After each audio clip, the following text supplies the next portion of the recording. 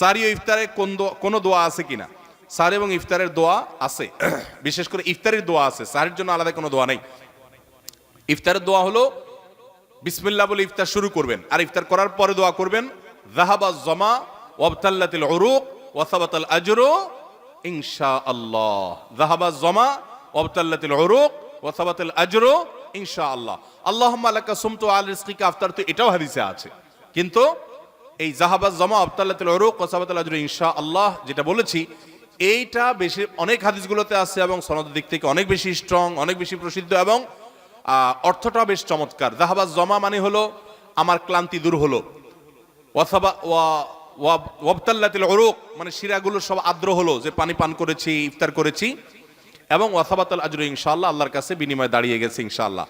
এটা ইফতার করার পরে বা কিছুটা খেয়ে তারপরে এটা পড়া সুন্নাত।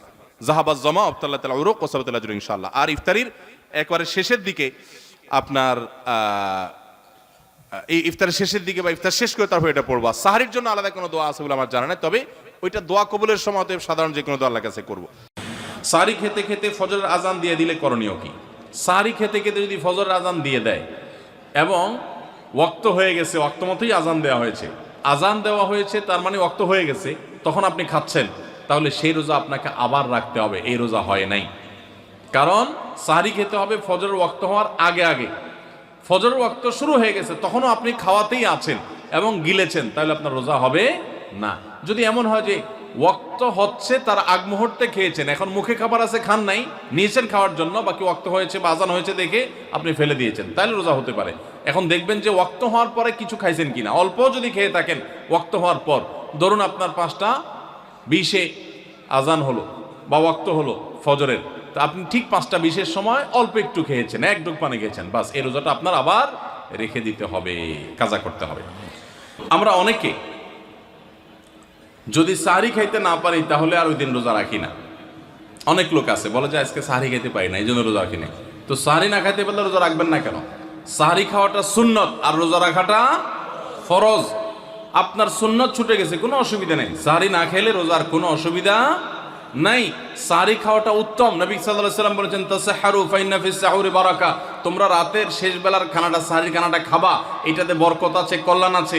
দুপুরের খানায় বরকতের কোনো ঘোষণা নাই, অন্য কোনো খানায় বরকতের কোনো ঘোষণা নাই, কিন্তু সাহরির খানাতে বরকতের ঘোষণা আছে। এই জন্য আমরা সাহরির খানাটা মনে না চাইলেও অল্প স্বল্প কিছু হলেও মুখে দেওয়ার চেষ্টা করব, কারণ সেখানে বরকত আছে, কল্যাণ আছে।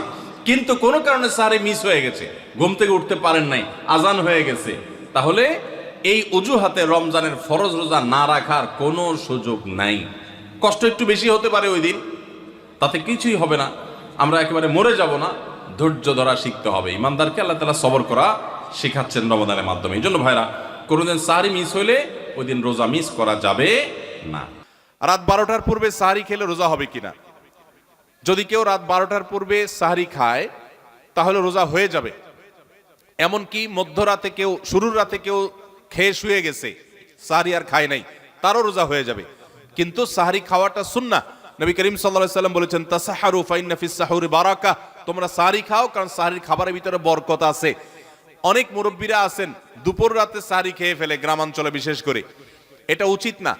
সাহরিটা শেষের দিকে খাওয়া সুন্নাত। সাহরি খাওয়া শেষ হবে আর ফজরের আজান, এই দুইটার মাঝখানে 50টা আয়াত তেলাওয়াতের মতো সময় থাকবে, এটা হলো সুন্নাহ। অতএব সাহরিটা দেরিতে খাওয়া ভালো। কিন্তু যদি কেউ আগে খেয়ে ফেলে, রাত 12টার আগে খেয়ে ফেলে, রোজা হয়ে যাবে, সুন্নতের খেলাফ হবে। ভোর রাতে আমরা যখন সাহরি খাইতে উঠি, সাহরি খাওয়ার পর আমাদের মুখে রোজার নিয়ত করা লাগে। এটা আমরা অনেকে এখনো মনে করি, নাওয়াইতু আন আসুমা গাদান, এরপরে কি মিন শাহরি রমাদান। দেখছেন সবার কড়া কড়া মুখস্থ, মাশাআল্লাহ। হ্যাঁ, মাসনুন দোয়ার কথা যদি জিজ্ঞাসা করি তাহলে অনেকেই বলতে পারবেন না, কিন্তু যে দোয়ার কোনো ভিত্তি কোরআন হাদিসে কোথাও নাই, ওইটা সবার মুখস্থ।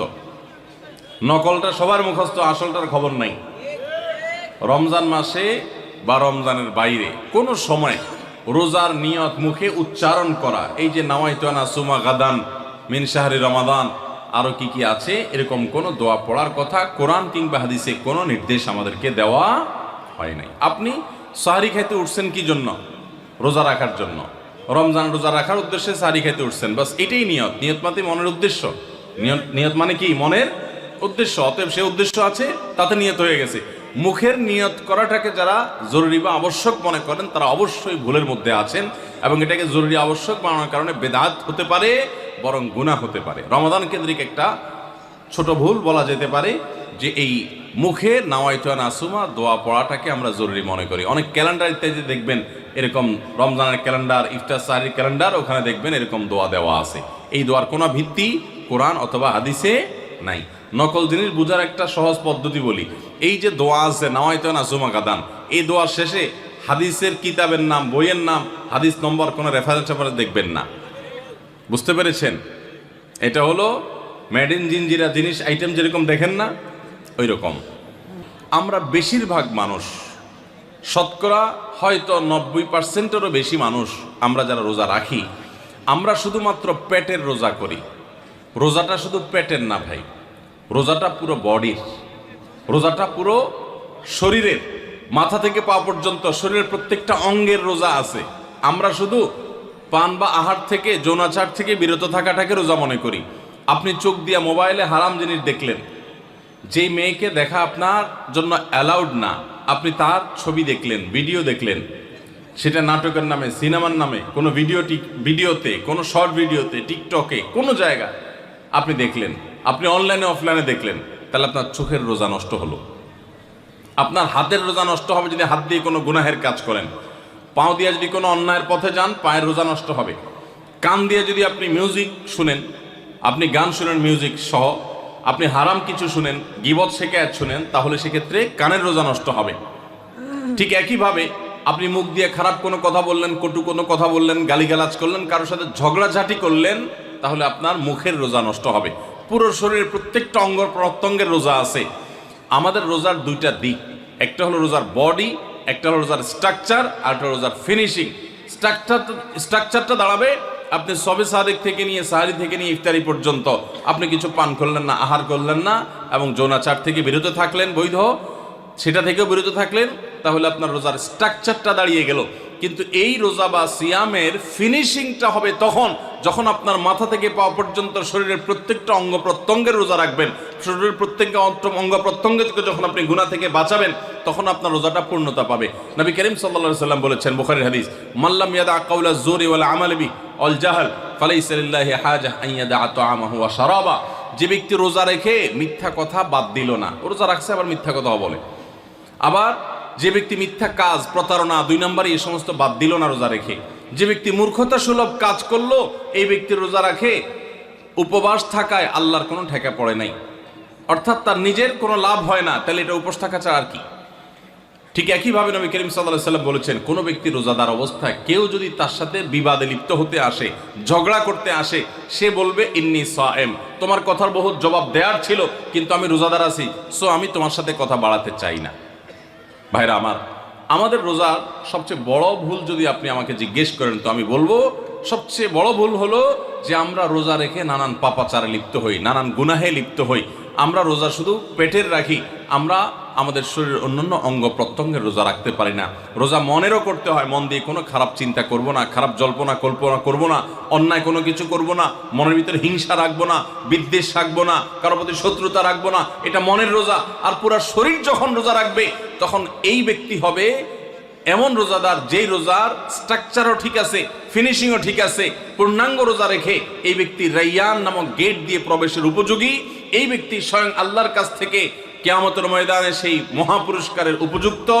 এই ব্যক্তি সিয়ামের মাধ্যমে কোরআন এবং হাদিসে যত পুরস্কারের কথা বলা আছে সবগুলোর উপযুক্ত হতে পারবে।